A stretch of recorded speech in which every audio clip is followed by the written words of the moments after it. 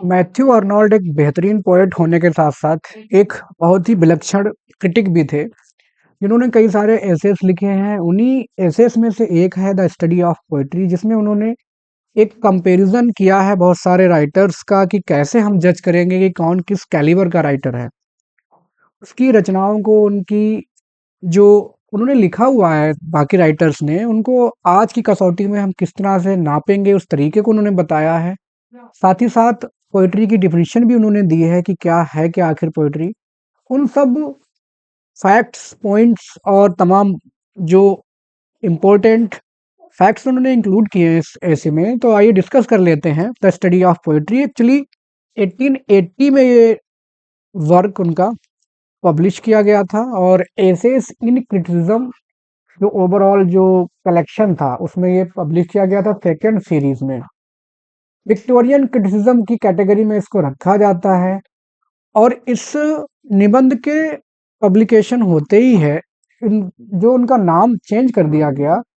कह सकते हैं कि मॉडर्न क्रिटिसिज्म, जिसको न्यू क्रिटिसिज्म भी कहा जाता है, और साथ ही साथ रोमांटिक क्रिटिसिज्म है, उन दोनों के बीच में एक ब्रिज का काम किया है। जो इंटरकनेक्टेडनेस है दोनों के बीच, वो मैथ्यू आर्नोल्ड ने प्रोवाइड की है अपने कई सारे एसेस के तहत। सीरियस और डिडक्टिक स्टाइल में लिखा है। आपको पता होगा जितनी भी आपने पोएम पढ़ी हैं मैथ्यू आर्नोल्ड की, चाहे आप डॉबर बीच देख लीजिए, थर्सिस देख लीजिए, मेमोरियल वर्सेस देख लीजिए, कुछ भी देख लीजिए, एक थीम है जो कि कॉमन रहती है, वो है रिलीजन एंड मोरालिटी। वो रिलीजन और मोरालिटी दो चीजों पे बहुत ज्यादा फोकस किया करते हैं। लगभग अपनी हर पोएम में, हर वर्क में ये रिलीजन मोरालिटी पे बहुत ज्यादा जोर दिया करते हैं। अपनी पर्सनल लाइफ में भी बहुत ही ज्यादा ये ऑस्टियर और स्ट्रिक्ट पर्सन रहे हैं। अपनी नियम और आइडियाज, आइडियोलॉजी में बहुत कुछ इन्होंने ध्यान दिया है।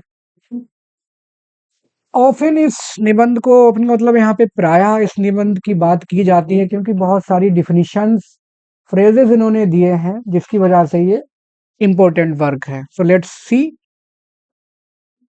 शुरुआत वो करते हैं कि आखिर पोएट्री है क्या, एंड दूसरा जो सवाल है उनका वो है कि इसका फंक्शन क्या है आज के ज़माने में। कोई भी हम काम करते हैं तो उसमें हम ये ढूँढने की कोशिश करते हैं कि आखिर उसका मतलब क्या है, हम क्यों ऐसा कर रहे हैं। तो इस तरह से वो बताने की कोशिश करते हैं। 2 सवाल सबसे पहले वो उठाते हैं कि क्या है, और अगर दोनों क्वेश्चंस को हम प्रैक्टिकल लेवल पे देखें तो वास्तव में एक एक सवाल बनता भी है कि आखिर है क्या? क्यों पढ़ते हैं हम लिटरेचर, पोएट्री सब? तो इसका जवाब वो अपने हिसाब से देते हैं। वो कहते हैं कि सब कुछ बदल रहा है और बहुत ही तेज़ी से बदल रहा है। लेकिन जो सच्चाई है पोएट्री की, वो एक तरह से देखा जाए तो शाश्वत रहने वाली है। इटर्नल का मतलब क्या हो जाएगा? हमेशा रहने वाली, शाश्वत रहने वाली सच्चाई है, और यही इसका आधार है पोएट्री का, कि पोएट्री अपनी उस सच्चाई की वजह से ही जीवित है। इसके अलावा हमें और थोड़ा अच्छे से समझाने के लिए तमाम राइटर्स से वो कोटेशंस उठाते हैं, जैसे डांटे, मिल्टन, होमर एंड शेक्सपियर। अपने आने वाले निबंध में हम देखेंगे कि और किस तरह से वो प्रैक्टिकल एस्पेक्ट को हाईलाइट करते हैं इन सब राइटर्स के कोटेशंस के थ्रू। सबसे पहले बात करते हैं value and importance of poetry क्या है। वो सबसे पहले वर्ड्सवर्थ से शुरुआत करते हैं। वर्ड्सवर्थ ने कहा है कि जितना भी नॉलेज है दुनिया में, संसार में, तो मान के चलो वो निर्जीव है जब तक हम उसमें पोएट्री नहीं डाल देते, कि पोएट्री अपने आप में उसकी आत्मा है। सारे ज्ञान, चाहे वो साइंस है या कोई फिलॉसफी है, कोई भी जॉनरा है, कुछ भी है, हर ज्ञान की आत्मा पोएट्री है। इसको हम निकाल दें तो सारा नॉलेज ही लाइफलेस हो जाएगा, ऐसा उन्होंने कहा। यहाँ तक कि अभी अपने विचार कह रहे हैं, हिस्ट्री, फिलॉसफी, साइंस, धर्म, सबसे ऊपर पोएट्री है। इसका जो भविष्य है वो डेफिनेटली इमेंस है। इमेंस का मतलब यहाँ पे इनफाइनाइट। हमारे अंदर वो क्षमता नहीं है कि हम पहचान पाएं कि अंततः पोएट्री है क्या। और जो आजकल मॉडर्न रेस है, आधुनिक जो प्रजाति है इंसान की, एक टाइम के बाद अगर इंसान सुकून ढूंढने निकलेगा तो उसको सुकून कहाँ मिलेगा? सिर्फ और सिर्फ पोएट्री में मिलेगा, और वहीं वो अपने आप को रोकेगा जाके। तलाश में, सुकून की तलाश में जब हम निकलेंगे लिटरेचर में या तमाम जॉनरास में, तब पोएट्री ही हमें वो तलाश पूरी करके दिखाएगी। ये इतनी ज़्यादा वैल्यू दे रहे हैं क्योंकि इनके हिसाब से पोएट्री जो है वो attach its emotion to ideas. Ideas हैं, लेकिन विदाउट इमोशन वो लाइफलेस हो जाते हैं। आगे और भी कह रहे हैं कि आने वाला जो भविष्य है डेफ़िनेटली उसमें पोएट्री रिप्लेस कर देगी किसको? रिलीजन को। धर्म खत्म हो जाएगा और बस पोएट्री वहाँ पर बरकरार रहेगी। क्योंकि इसमें जो क्षमता है वो हाईएस्ट डिग्री की है, आप नाप नहीं सकते, इतनी ज़्यादा क्षमता है इंसान की स्तर को बदलने की, एलिवेट करने मतलब अपग्रेड करने का जो हमारा स्तर है उसको। अब यहीं पर वो सिडनी जो फ़िलिप सिडनी एक राइटर हुए हैं, उनके शब्दों को दोहराते हैं। वो कहते हैं कि एंड ऑफ पोएट्री, कविता का जो मुख्य लक्ष्य है, ध्येय है, एंड का मतलब यहाँ हम कहेंगे लक्ष्य। जो लक्ष्य या ध्येय है वो क्या है? प्यूरिफाइंग बिट, ये हमारी तर्क शक्ति को प्यूरिफाई करती है, सही करती है। एनरिचिंग मेमोरी, हमारी मेमोरी को मजबूत करती है। एनेबलिंग जजमेंट, हमारे निर्णय करने की क्षमता को प्रभावित करती है। और साथ ही साथ हमारे कंसीट और फाइनल एंड जो है कि draw us and delight perfection, मतलब हमें लीड करती है और हमें किसी भी चीज़ में हमें आनंद का अनु जो कह सकते हैं आनंद की अनुभूति होनी चाहिए और हम एक परफेक्ट अपने आप को बनाते हैं। तो ये सारे काम हैं पोएट्री के। बहुत सारे काम हैं जो कि प्रैक्टिकल लेवल पे पोएट्री करती है इंसानों के लिए। तो ये वैल्यू और इम्पोर्टेंस है पोएट्री की, जो कि मैथ्यू आर्नोल्ड अपने निबंध में बात करते हैं। अब वो कहते हैं कि आज के ज़माने में नीड भी है, जो पोएट्री है वो अच्छी होनी चाहिए, तो उसकी नीड भी है, नीड ऑफ एक्सीलेंट पोएट्री, मतलब क्योंकि ह्यूमैनिटी जो है वो सफ़र कर रही है। अगर देखा जाए तो बात सही है। आजकल हम लोग प्रैक्टिकली देखें तो कहीं युद्ध हो रहा है, कहीं युद्ध हो रहा है, हम स्ट्रेस में हैं, सब में हैं। इवन हम लोग आज रील्स, इंस्टाग्राम, फेसबुक ना जाने कहाँ-कहाँ हम लोग बिज़ी हैं। लिटरेचर और इन सब चीज़ों से हम दूर भाग रहे हैं। तो हम देखा जाए तो बेसिकली हम सारे के सारे लोग सफ़र कर ही रहे हैं। लेकिन उस सफ़रिंग में बहुत कम लोग हैं जो सोलेस ढूँढने की कोशिश करते हैं लिटरेचर में। तो वो नीड है एक्सीलेंट पोएट्री की। और वो कहते हैं कि जो अच्छी पोएट्री वही है, अच्छा काव्य वही है जिसमें क्षमता हो सस्टेनिंग की, मतलब वो बरकरार रख सके और फॉर्म बना सके और हमें खुश रख सके। ये नहीं है कि पढ़ने के बाद हम उसको एन्जॉय ही ना कर पाएँ, तो हमारी पर्सनैलिटी को चेंज जब कर सके तो वही अच्छी पोएट्री है। आगे वो कहते हैं कि if we think that poetry can change our destiny, we should keep the standard of poetry very high, क्योंकि हम इतनी वैल्यू उसको दे रहे हैं कि कविता हमारा भाग्य बदल सकती है। इसका मतलब ये हुआ कि तब हमें जो कविता का पैमाना है स्टैंडर्ड, वो बहुत ऊँचा रखने की ज़रूरत है, बहुत ज़्यादा ऊँचा। ऐसी इधर-उधर की या लो स्टैंडर्ड की पोएट्री की ज़रूरत नहीं है। और ऐसा करने के लिए हमें क्या करना चाहिए? हमें अंतर करना चाहिए, high and low standards of poetry. कविता के जो मानक हैं, वो हमें बहुत उच्च रखने की ज़रूरत है, मैथ्यू आर्नोल्ड का ये कहना है। और ये करना आसान काम बिल्कुल नहीं है, क्योंकि ज़ाहिर-सी बात है हम लोग इतना नहीं समझ सकते। अगर कोई कविता हमारे सामने रख दी जाए जिसको हमने कभी ना पढ़ा हो, तो बड़ा मुश्किल है उसमें बता पाना कि ये किस स्टैंडर्ड की है। वो तो बस क्रिटिक्स लोग ही कर सकते हैं, या जिनका एस्थेटिक सेंस और नॉलेज अंडरस्टैंडिंग बहुत हाई लेवल की, वही लोग बता पाएंगे। तो हमें अंतर करना पड़ेगा अनट्रू एंड हाफ ट्रू, मतलब सच और अधूरा सच। कोई चीज़ झूठ भी हो सकती है और आधी झूठी हो सकती है। अनसाउंड एंड हाफ साउंड, जो यहाँ पे साउंड का सेंस हो जाएगा हेल्दी और अनहेल्दी टाइप की, थोड़ा कम हेल्दी या बिल्कुल अनहेल्दी। उन सब चीज़ों के बारे में पता करना is not everyone's cup of T. ज़ाहिर-सी बात है हर इंसान नहीं बता सकता कि कौन-सा लिटरेचर, कौन-सी पोएट्री अच्छी है। अब वो कहते हैं कि फिर भी जो भी हो, हमारी जो रेस है वो कंसोलेशन ढूँढने जाएगी, सांत्वना ढूँढने जाएगी, सुकून ढूँढने जाएगी, तो उसको डेफ़िनेटली पोएट्री में ही मिलेगा। और जो उनकी फ़ेमस डेफ़िनिशन है, जो जिस डेफ़िनिशन को उन्होंने दिया है, वो इसका मतलब यही है कि poetry is a criticism of life under the conditions of fixed for such a criticism, जिसमें poetic law and poetic truth के द्वारा जो क्रिटिसाइज़ किया जाता है। अब यहाँ पे क्रिटिसिज़्म का मतलब ये नहीं है कि जो हम गलती ढूंढते घूमे। Criticism doesn't mean here finding fault, it is like evaluating and its values, suffering, joy, morality, purpose, इन सब चीजों को जज किया जाता है। ऐसा नहीं है कि इंटेलेक्चुअली या फिलोसफिकली हम लोग जज करना है सिचुएशंस को, ये इमोशनली एंड इमेजिनेटिवली भी बहुत सारी चीज़ों को देखती है। तो इसका मतलब यही है, interpretation and valuation of life. Criticism का मतलब यहाँ पे क्या हो जाएगा, वैल्यूएशन या इवैल्यूएशन ऑफ लाइफ, और इंटरप्रिटेशन मतलब व्याख्या, सिचुएशंस की व्याख्याएं कर सकें हम, इवेल्युएट कर सकें, that's it criticism of life. आगे वो कहते हैं poetic truth and poetic beauty. इसका मतलब क्या हुआ, पोएटिक ट्रूथ का मतलब यहाँ पे हो गया है, मान के चलिए, sincerity, depth and moral insight. Sincerity और डेप्थ और मोरल इंसाइट, जो हम समझते हैं मोरलिटी, उसकी बात कर रहे हैं।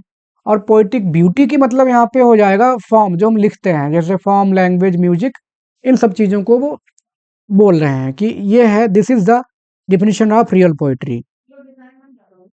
अब वो बोलते हैं कि दो गलतियां हम लोग करते हैं पोइट्री को जज करने में। फैलेसीज का मतलब यहाँ पे क्या हो जाएगा, मिस्टेक्स।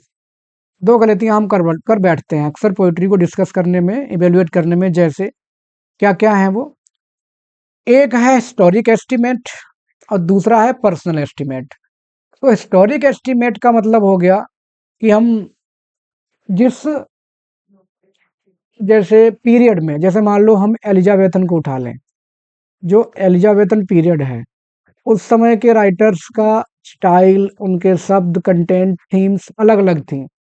और यही अगर हम बात करें पोस्ट मॉडर्न की, तो आजकल आप देखेंगे थिएटर ऑफ अब्सर्ड और एग्जिस्टेंशियलिज्म, तमाम चीज़ें आ चुकी हैं। तो सबके अलग अलग तरीके थे, तो उसी हिसाब से हम चीज़ों को जज करने की कोशिश करते हैं। विलियम शेक्सपियर का आप प्ले पढ़ेंगे, उसमें अलग चीज़ें हमें समझ में आएगी। और वही हम अगर हेराल्ड पिंटर का प्ले पढ़ते हैं, द बर्थडे पार्टी, तो उसमें बहुत सारी चीज़ें समझ में ही नहीं आती पहले पहले, आखिर कहना क्या चाह रहे हैं। या हैरी एप पढ़ लीजिए, वेटिंग फॉर गोडो पढ़ लीजिए, तो चीज़ें अलग अलग होती हैं। तो historic estimate and personal estimate की वो बात करते हैं। और हम लोग जब पढ़ते हुए फ्रिक्वेंटली हमें मजबूर कर दिया जाता है कि हम हिस्टोरिक एस्टीमेट या पर्सनल एस्टीमेट के तहत ही पोइट्री को या किसी वर्क को एस्टीमेट करते हैं। और ऐसा करने में जो उसका रियल एस्टीमेट है, उसको, जो वास्तविक मौजूदा उसकी वैल्यू है किसी वर्क की, उसको हम भूल जाते हैं। आगे वो कहते हैं कि हिस्टोरिक एस्टीमेट हमारा जजमेंट को प्रभावित करता है एंशियंट पोएट्स के साथ, और जो पर्सनल एस्टीमेट है वो मॉडर्न कंटेम्प्रेरी पोएट्स के साथ प्रभावित हमारे जजमेंट को करता है। बात समझिए, historic for ancients and personal for modern poets. आगे इनके बारे में बताते हैं वो क्या है, स्टोरी जजमेंट क्या है। वो कह रहे हैं कि एंशियंट पोएट्स के बारे में बात करने के लिए, उनके वर्क के बारे में बात करने के लिए हम लोग हिस्टोरिक जजमेंट का सहारा लेते हैं। हम क्या करते हैं, उस वक्त की लैंग्वेज क्या थी, थॉट क्या थी, और किस तरह से डेवलपमेंट ग्रो हुई है, उन सब चीज़ों को हम देख करके उसके बाद हम जो मौजूदा इंटरेस्टिंग एस्पेक्ट्स हैं पोइट्री के, उनको ओवरलुक कर देते हैं, नज़रअंदाज कर देते हैं। जैसे एलिजाबेथन एज का मैंने एग्जांपल दिया, अगर हम वो कुछ पढ़ना चाहेंगे एलिजाबेथन टाइम का कुछ वर्क, तो हम जरूरी हम देखेंगे कि कैसे, किस तरह से इंग्लिश डेवलप हो रही थी, क्या उसकी थीम्स थी, और उसका जो रियल एस्टीमेट है उसको हम भूल जाते हैं, और वो हम क्रिटिकली एनालाइज नहीं कर पाते। ऐसा करने में हम क्या कर बैठते हैं, या तो हम बहुत तारीफ कर देंगे, या फिर बहुत ज़्यादा उसकी आलोचना कर बैठते हैं। आगे और बोलते हैं, क्यों ऐसा करते हैं, क्योंकि जो हेलो है वहाँ का, हेलो का मतलब यहाँ पे ओवरऑल जो एटमॉस्फेयर है किसी वर्क का। मान लो विलियम शेक्सपियर का आप अगर हैमलेट पढ़ेंगे और उसकी तुलना आप यहाँ द बर्थडे पार्टी से करेंगे, तो दोनों का अंतर हम समझ पाएंगे। तो कह रहे हैं कि जो ओवरऑल एटमॉस्फेयर है या उस वर्क के पीछे जो ग्लोरी है, उससे हम निकल नहीं पाते हैं। लेकिन इसका मतलब ये नहीं है कि सारे जो पुराने पोएट हैं या उनके वर्क हैं वो सभी एनालाइज करने की ज़रूरत है, ऐसा नहीं है। वास्तव में कुछ वर्क ऐसे भी हैं जो रियली आउटस्टैंडिंग कैलिबर के हैं। अब हमारा काम है कि हमारी जो क्रिटिकल आई है, जो हम आलोचना करते हैं, समालोचना करते हैं, वो इतनी उसमें सामर्थ्य होना चाहिए कि हम अंतर कर सकें कि क्या सोना है और क्या कच्चा माल है। ड्रॉस का मतलब क्या होता है? कच्चा माल या कोई कमी। क्या गोल्ड है और क्या कच्चा माल है, इसके बारे में हमें जानकारी होनी चाहिए, क्योंकि सब कुछ डिपेंड करता है हमारे पोएट्स के क्लासिक के कैरेक्टर पर कि वो क्लासिसिज्म उसमें शामिल है कि नहीं है। आगे वो कहते हैं कि अगर कोई पोएट झूठा क्लासिक है। अच्छा, क्लासिक क्या है? जो ग्रीक और रोम के जो राइटर्स थे, ग्रीक एंड रोमन राइटर्स थे, उन्होंने जो लिखा, उन्होंने स्टैंडर्ड सेट किए हैं राइटिंग में, उन सारे स्टैंडर्ड्स को वो ध्यान दें, लिखने वाले उन स्टैंडर्ड्स पे अपने आप पर खरा उतरें। तब वो कह रहे हैं कि तभी मान के चलिए कि वो क्लासिक है, अदरवाइज वो नहीं है। और ये है क्या? एंशियंट ग्रीक जो रोमन लिटरेचर था, उनमें order, balance, harmony, clarity, discipline, बहुत सारी चीज़ें देखने को मिलती थी। जैसे ग्रीक के राइटर्स की बात की जाए तो ग्रीक में जो लोग शामिल थे वो एरिस्टोटल, होमर एंड सोफोक्लीस थे। और रोमन राइटर्स की बात की जाए तो रोमन में वर्जिल, होरेस, ये सारे राइटर्स थे। इनके वर्क से तुलना करने पर अगर हमारा काम मौजूदा सही दिख रहा है, तब हमें जो फॉल्स क्लासिक है उसकी काट काट छांट करनी पड़ेगी। शिफ्ट का मतलब यहाँ पे एवेल्युएट करना पड़ेगा। और अगर कोई रियल क्लासिक है तब हम उसको बहुत अच्छे से एंजॉय कर सकते हैं, और इतने अच्छे से जितने अच्छे से हमारे अंदर वो टेम्परामेंट है। क्लासिक्स को हमें एकदम ओपन आइज तमाम चीज़ों से, जैसे प्रोस एंड कॉन्स देखने के बाद इवेल्युएट करके एंजॉय करना चाहिए। और जो बातें चली आ रही हैं, सुपरस्टिशंस चले आ रहे हैं, हिस्टोरिकल एस्पेक्ट्स को, उनको इग्नोर कर देना चाहिए। तभी हम अच्छे से इवेल्युएट कर पाएंगे किसी वर्क को। तो ये उन्होंने हिस्टोरिक जजमेंट बताया जिसके तहत हम लोग इवेल्युएट किया करते हैं। आगे बात कर रहे हैं वो पर्सनल एस्टीमेट की। तो पर्सनल एस्टीमेट का मतलब ये हो गया कि जैसे कोई वर्क हमने पढ़ा, जैसे हम बात लास्ट में कर लेते हैं, एलजी ने कंट्री चर्चयार्ड। ये पोएम ऐसी है जिसमें वो डेथ के बारे में एक तरह से बताना चाह रहे हैं कि डेथ जो है वो सबके लिए आती है। अब कोई मजदूर है वो मौत से और हिसाब से डील करेगा, कोई एमपी एमएलए वो और हिसाब से डील करेगा। अब आप किसी एमपी एमएलए या किसी बहुत ही पावरफुल इंसान को बताने लगो इस पोएम के बारे में कि एक पोएम ऐसी है जो बताती है कि हमें घमंड नहीं करना चाहिए, जो भी हमें मिला है कभी न कभी मिट्टी में मिल जाएगा, हमारी वैल्यू नहीं होगी, तो वो आपको भगा देगा कि क्या बकवास करने आ गए, भागो यहाँ से। हाँ, वो नहीं सुनना चाहेगा डेथ के बारे में। और अब अभी आप वीडियो देख रहे हो, मैं यहाँ पे आपको यहाँ पे पढ़ा रहा हूँ, एक तरह से तमाम बातें हम डिस्कस कर रहे हैं, कोई मौत की बात करना नहीं चाहेगा। तो ये हमारी लाइकिंग डिसलाइकिंग पे डिपेंड करता है। हाँ, जब कोई डेथ हो जाए किसी की और आप जाएं, तब आदमी जरूर कहता है अरे यार जिंदगी में क्या रखा है, और कुछ नहीं रखा। अगर पोएम की बात उस समय की जाए तो आदमी कहेगा हाँ ठीक कह रहे थे। जो टॉमस ग्रे हैं, उन्होंने बहुत अच्छी पोएम लिखी है, वास्तव में उन्होंने जो लिखा वो सच लिखा है, ऐसा ही तो कहेंगे लोग। तो ये हमारा पर्सनल एस्टीमेट हो गया। अगर हमारे व्यूज लाइकिंग्स मिलते हैं तो हम वर्क को अच्छा बता देंगे, और हमारे व्यूज लाइकिंग से वो डिफरेंट है तो हम उसको गलत बता देंगे। तो ये होता है हमारा पर्सनल एस्टीमेट, जो कि नहीं होना चाहिए उनके हिसाब से। अब इसको हम कैसे जज कैसे करेंगे वर्क को? तो के लिए इन्होंने एक मेथड दिया है, touch stone method. UGC net में कई बार इससे क्वेश्चन आता है कि आखिर ये टच स्टोन मेथड है क्या? इसको वो सजेस्ट करते हैं। एक्चुअली यह एक कंपेरेटिव मेथड है, कंपैरिजन ही की जाती है। वो कह रहे हैं कि जो मॉडर्न पोएट्स हैं उनके हम वर्क को किससे तुलना करें? हम तुलना करें एंशिएंट मास्टर्स के वर्क को, जैसे उन्होंने लिखा है। कोई इससे अच्छा दूसरा रास्ता हो ही नहीं सकता है कि जो मास्टर्स थे पुराने टाइम के, ग्रेट मास्टर्स का मतलब यहाँ पे क्या हो जाएगा? वर्जिल, होरेस, डांटे या मिल्टन, शेक्सपियर की भी बात कर रहे हैं वो, कि इन सब के वर्क को उठाइए और इनके वर्क से आपको क्या करना है? कुछ शॉर्ट पैसेज, कुछ लाइंस या कुछ और सेइंग, कोटेशंस, उन सबको उठाइए और मॉडर्न राइटर के उससे तुलना कर डालिए। हालांकि इस मेथड की बहुत ज़्यादा लोगों ने और सारे क्रिटिक्स ने क्रिटिसाइज भी किया है कि ऐसा नहीं ठीक है, लेकिन मैथ्यू आर्नोल्ड का इस तरह से मानना था, वो अपने हिसाब से उन्होंने परिभाषा दी है। वो कह रहे हैं कि इस ये जो तरीका है दिस इज इनफॉलिबल। इनफॉलिबल मतलब क्या होता है? Without mistake. Infallible touch stones हैं, और इनसे हम मौजूदा मॉडर्न राइटर्स के वर्क में इन सब के जो इन्फ्लुएंस है एंशियंट राइटर्स का, उसको हम फाइंड आउट कर सकते हैं। This is the best way to evaluate some modern writers work. बस जो एंशियंट क्लासिक्स हैं उनकी जो डिग्री ऑफ एक्सेलेंस है, जो उनमें उत्कृष्टता की परिभाषा है, किस लेवल तक की उत्कृष्टता उन्होंने शामिल की है, वो हमें फाइंड आउट करनी है मॉडर्न राइटर्स के वर्क में। और वो मॉडर्न राइटर्स किनसे तुलना की जाएगी? वो बात कर रहे हैं Homer, Virgil, Dante, Sophocles and some other writers like Shakespeare, Milton, जो इंग्लिश पोएट हैं उनसे। तो ये उनका मेथड है कि आप पुराने राइटर्स को उठाइए और नए से तुलना कर डालिए उनके कुछ वर्क की। दिस इज द बेस्ट वे। इसको उन्होंने टच स्टोन मेथड कहा है। अब एक और परिभाषा उन्होंने दी है, हाई सीरियसनेस। तो अब ये हाई सीरियसनेस क्या है? वो कह रहे हैं कि high seriousness actually high truth है या preeminent degree and compares इस high seriousness to the grand style. जो ग्रैंड स्टाइल है, जिसको एरिस्टोटल ने भी डिफाइन किया है और लॉन्जाइनस ने जिसको सबलाइम बोला है।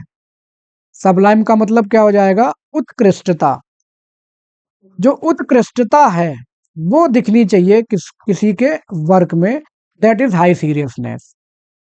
वो कहते हैं कि ग्रैंडेस्ट स्टाइल ऑफ कंसिस्ट, क्या चीजें इसमें शामिल होती हैं? एक तो मैटर, जो थीम है, और दूसरा एक्सप्रेशन, स्टाइल। ये जो थीम है, जो तरीका है, कंटेंट है, उसको किस स्टाइल में परोसा जा रहा है राइटर के द्वारा रीडर के सामने, दैट इज ग्रैंड स्टाइल। और मैटर और मैनर दोनों अपने आप में इंटर इंडिपेंडेंट है, लेकिन दोनों को जोड़ना पड़ेगा आपको अपने स्टाइल को ग्रैंड बनाने के लिए।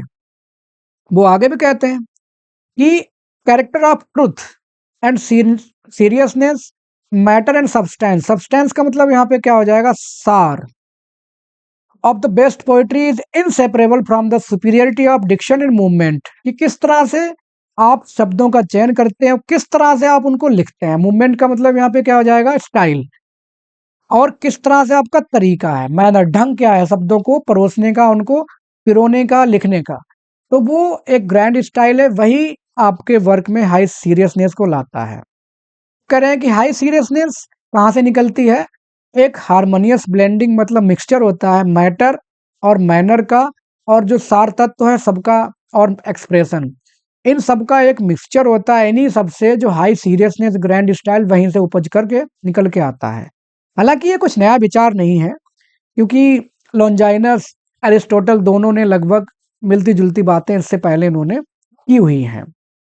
तो बहुत ज्यादा नया विचार नहीं है, बट फिर भी वो अपने हिसाब से कह रहे हैं। अब वो तुलना कर रहे हैं कि किनमें हाई सीरियसनेस है, किसमें नहीं है।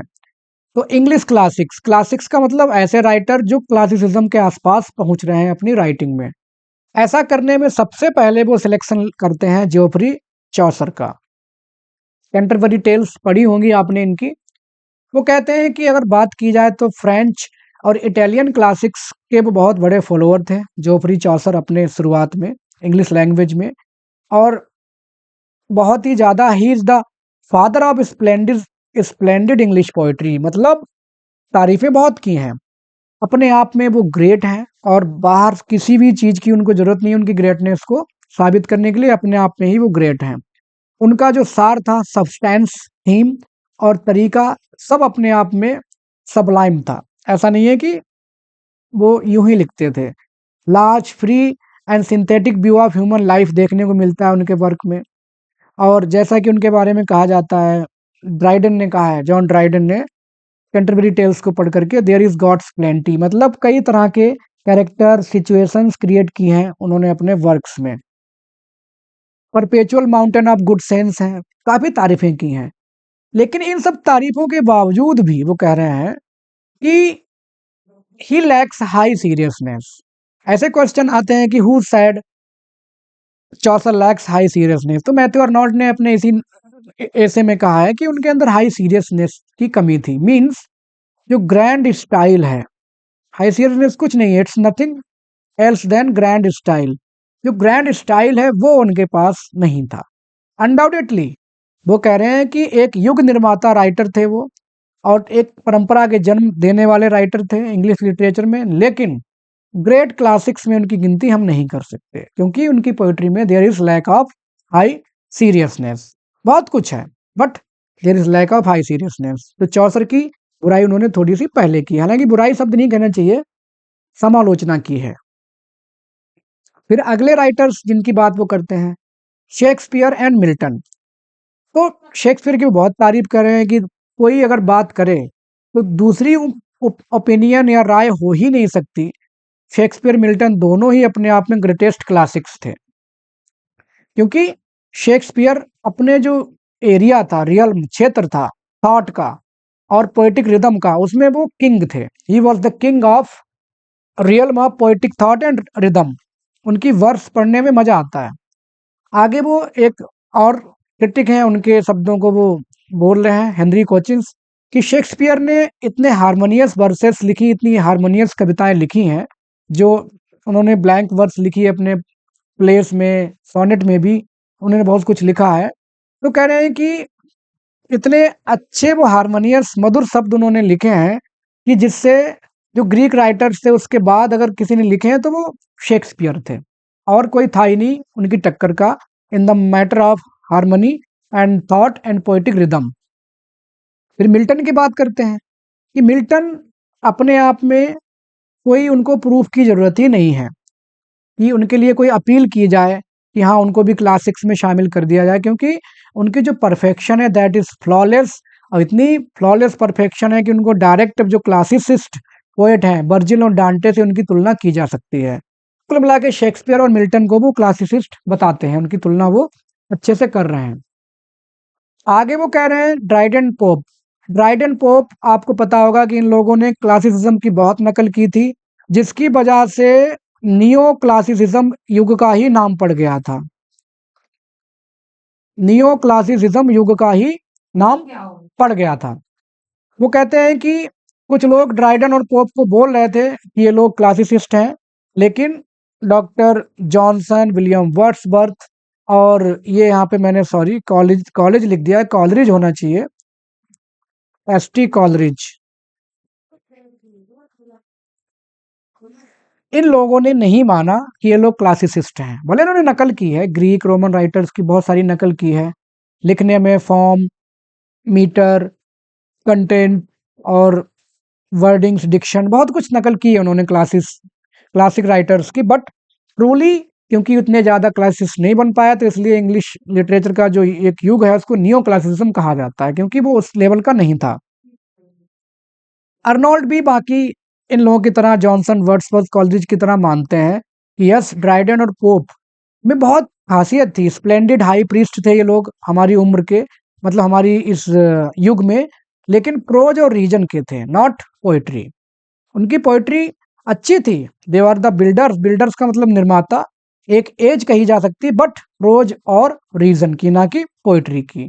दे are masters of art of versification, जैसे इन्होंने जो हेरोइक कपलेट लिखना शुरू किया था, चाहे आप इनका मैक फ्लेकनो देख लीजिए, the rape of lock pope का देख लीजिए, तो बहुत सारे हैं, एब्सोलम एक्टोफल देख लीजिए ड्राइडन का, तो बहुत सारी चीज़ें हैं, लेकिन बिगर है उनकी पोइट्री में, एडमरेबल स्प्लेंडर है, एक्यूरेसी, सब कुछ है, बट जो एक चीज़ ये ढूंढ रहे हैं सबकी पोइट्री में, दैट इज हाई सीरियसनेस, वो बिल्कुल भी नहीं है ड्राइडन और पोप के, मतलब ग्रैंड स्टाइल नहीं है, क्योंकि मिल्टन में है।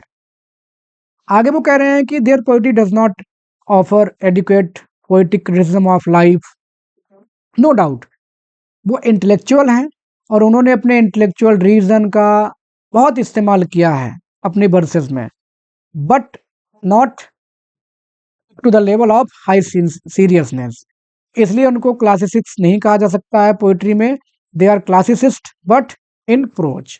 तो ऐसा इनका एस्टिमेट है ड्राइडन और पोप के बारे में, ड्राइड अर्नोल्ड का। अब नेक्स्ट पहुंचते हैं ग्रे पर। ग्रे की वो तारीफ करते हैं, कहते हैं कि बिल्कुल वो जिस तरह से रहे ग्रीक सिनेरियो में, उन्होंने उनकी काफ़ी कुछ कॉपी किया, इमोशनली और इंटेलेक्चुअली बहुत कुछ सीखा उन्होंने ग्रीक लोगों से, लेकिन वो उतने अच्छे क्लासिसिस्ट नहीं बन पाए। क्यों नहीं बन पाए? क्योंकि उनका जो लिखा हुआ पोएटिक आउटपुट है, जो उन्होंने लिखा है, वो बहुत कम लिखा है। स्कैंटी का मतलब लेस, कम लिखा है। अगर वो थोड़ा और लिख दिए होते, तो डेफिनेटली वो पोएटिकल क्लासिक्स की गिनती में आ गए होते, ऐसा मैथ्यू अर्नोल्ड का कहना है। और उनके बारे में उन्होंने बहुत अच्छा शब्द इस्तेमाल किया है, the scantiest and frailest of classics in our poetry. इस तरह के कोटेशंस एग्जाम में भी आने की उम्मीद रहती है। क्या कहा है? स्कैंटिएस्ट मतलब सबसे थोड़ा लिखने वाले, और फ्रेलेस्ट का मतलब सबसे कमजोर क्लासिक्स। क्लासिसिस्ट हैं, लेकिन सबसे कमजोर और सबसे कम लिखने वाले, टॉमस ग्रे। आगे वो जो वंश की बात करते हैं, तो वंश जो है वो कह रहे हैं कि स्कॉटिश लाइफ में बहुत कुछ उन्होंने लिखा है। प्रोविंशियल पोएट उनको कहा जाता है, क्षेत्रीय कवि कहा जाता है। लेकिन उनकी पोएट्री जो है, कई बार वो क्षेत्रीयता है, जो क्षेत्रीयता एलिमेंट्स हैं, प्रोविंशियल एलिमेंट्स, उनसे कहीं ऊपर उठ जाती है। इतना अच्छा लिखते हैं कि Catholic and shrewd criticism of life जो है उनकी, बहुत अच्छे से उन्होंने इस्तेमाल की है अपनी पोइट्री में। और इतनी अच्छी इस्तेमाल की है कि इवन उनकी तुलना आप चौसर से भी कर सकते हैं। इस मामले में मैथ्यू अर्नोल्ड वंश को जोफ्री चौसर से भी अच्छा बताते हैं in his selection of words. लेकिन अगर बात की जाए जो हाई सीरियसनेस, उसको ये यहाँ भी नहीं पाते हैं। तो कह रहे हैं कि वंश भी प्योर क्लासिसिस्ट की श्रेणी में रखने लायक नहीं है। हाँ, no doubt he is greater than Chaucer. अगर ऐसा पूछा जाए तो definitely once is greater than Geoffrey Chaucer in the matter of high seriousness. But जो जिस लेवल की होनी चाहिए ग्रैंड स्टाइल, वो इनका भी नहीं था। That's why he can also be not put in the category of classicist according to Matthew Arnold. अब लास्ट में वो अपने कंटेम्प्रेरीज की बात करते हैं, जो इनके समय में थे, वायरन, कीट्स, शैली, वर्ड्सवर्थ, इन सब की वो बात करते हैं। और इनकी वो बात इसलिए नहीं करते क्योंकि अगर वो करेंगे तो लोग उंगलियां उठाने लगेंगे, तो इसलिए उनको वो अवॉइड कर देते हैं। और खुद इन राइटर्स का असेसमेंट वो रीडर्स पे छोड़ देते हैं कि जो उन्होंने टच स्टोन मेथड दिया है, उस मेथड से हम लोग खुद ही डिसाइड कर सकते हैं कि ये लोग कैसे हैं। अगर मेरा आप पर्सनल पूछें तो मुझे इन सब में वायरन, कीट्स, शैली में सबसे अच्छे कीट्स लगते हैं। शैली की poem ode to the West Wind मुझे बहुत पसंद है। वर्ड्सवर्थ की पोएट्री मुझे उतनी ज़्यादा अच्छी नहीं लगती है, मेरा पर्सनल एस्टिमेट है। हालांकि ये भी पोएट ऑफ नेचर और एक युग निर्माता है, क्योंकि रोमांटिसिज्म इनके वजह से ही शुरू हुआ था। बट कीट्स मेरे फेवरेट हैं इस मामले में। तो दोस्तों, ये था द स्टडी ऑफ पोएट्री का एनालिसिस बाय मैथ्यू अर्नोल्ड। उम्मीद है आपको पसंद आया होगा। आप चैनल को सब्सक्राइब कर सकते हैं, वीडियो को लाइक शेयर कर सकते हैं if you find it useful. Thanks for watching.